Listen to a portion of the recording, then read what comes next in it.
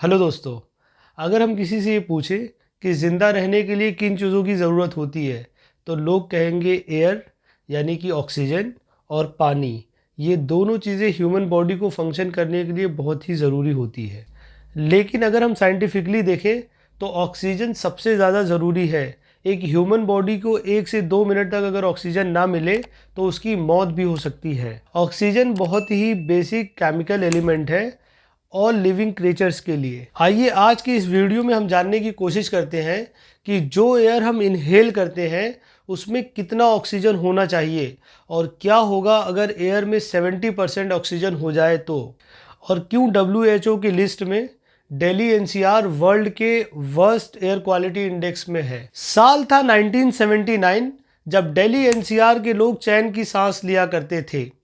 सुबह उठते थे, बच्चे सुबह सुबह स्कूल जाया करते थे, काम काज वाले लोग ऑफिस जाते थे और बुज़ुर्ग पार्क जाते थे।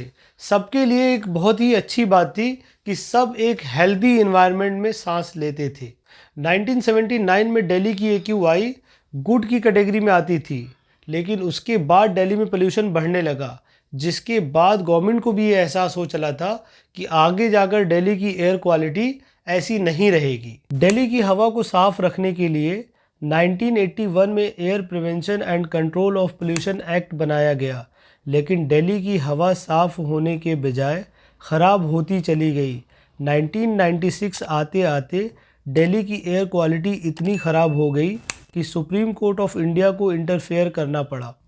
Union ministry of environment and forest, जो कि अब ministry of environment, forest and climate change MOEFCC है, उसको कोर्ट ने एक अथॉरिटी सेटअप करने के लिए बोला, जो कि कोर्ट को पोल्यूशन के ऊपर एडवाइस करेगा और कोर्ट के ऑर्डर्स को इम्प्लीमेंट कराएगा। 1998 में EPCA ने अपनी रिपोर्ट सबमिट करी, जिसमें उसने ये कहा कि जो भी पब्लिक ट्रांसपोर्ट है दिल्ली में, उन सब को हमें क्लीन फ्यूल पे चलाना पड़ेगा, यानी कि CNG पर, और जो भी ऑटो रिक्शा या बसेस हैं 1990 से पहले के, उन सब को कम्प्लीटली बैन करना पड़ेगा। EPCA ने एक्शन प्लान्स को इम्प्लीमेंट करने के लिए शेड्यूल तैयार किया और ऐसी रिपोर्ट्स ने दिल्ली NCR के गवर्नमेंट्स पर प्रेशर बनाया जिससे कि वो पॉलिसीज़ को इम्प्लीमेंट करें।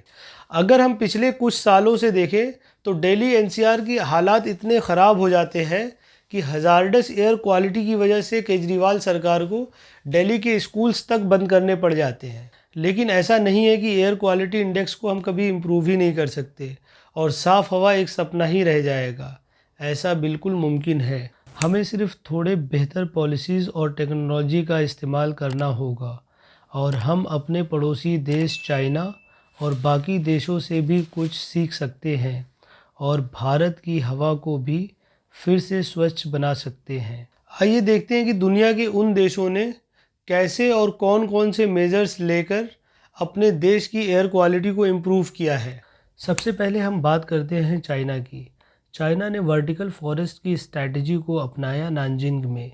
ये फॉरेस्ट डिज़ाइन किया गया है 25 टन कार्बन डाइऑक्साइड को एक साल में अब्जॉर्ब करने के लिए और एक दिन में 60 kg ऑक्सीजन प्रोड्यूस करने के लिए। भाविक बख्शी, जो कि प्रोफेसर हैं ओहायो स्टेट यूनिवर्सिटी के, उन्होंने भी कुछ इंटरवेंशन को पॉइंट किया जिन्हें भारत अपना सकता है। Pollution trading schemes strictly implement होनी चाहिए, जहां पोल्यूटर्स को परमिट या लाइसेंस लेना होगा अपनी फैक्ट्रीज को रन करने के लिए। बीजिंग, जो कि चाइना की एक बहुत ही पोल्यूटेड सिटी थी, लेकिन कुछ ही टाइम में चाइना ने बीजिंग की एयर क्वालिटी को इम्प्रूव कर लिया और एक एग्जाम्पल सेट किया पूरे नेशंस के लिए। चाइना ने एक पॉलिसी बनाई इंडस्ट्रीज़ और फैक्ट्रीज़ के लिए, जिसके तहत जो भी फैक्ट्री या इंडस्ट्रीज़ ज़्यादा पोल्यूशन करेंगी, चाइना उन्हें शट डाउन कर देगी। और एक बहुत ही कामयाब पॉलिसी थी चाइना के लिए, जिसकी वजह से बहुत ज़्यादा पोल्यूशन कम हुआ। अगर हम दूसरी तरफ पेरिस को देखें तो वहाँ पर भी वीकेंड्स में हिस्टोरिकल सेंट्रल डिस्ट्रिक्ट्स में कार को बैन कर दिया जाता है।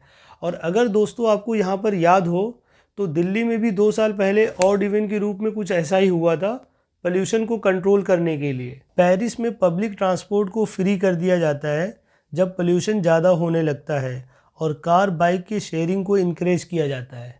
एम्स्टर्डम में पेट्रोल और डीजल से चलने वाले मोटर व्हीकल्स 2030 तक पूरी तरह बैन कर दिए जाएंगे। कोपेनहेगन इनकरेज करता है बाइसिकल्स को, और अब वहाँ ह्यूमन से ज़्यादा बाइसिकल्स हैं। द डैनिश कैपिटल ने भी 2025 तक कार्बन न्यूट्रल होने का प्लान किया हुआ है।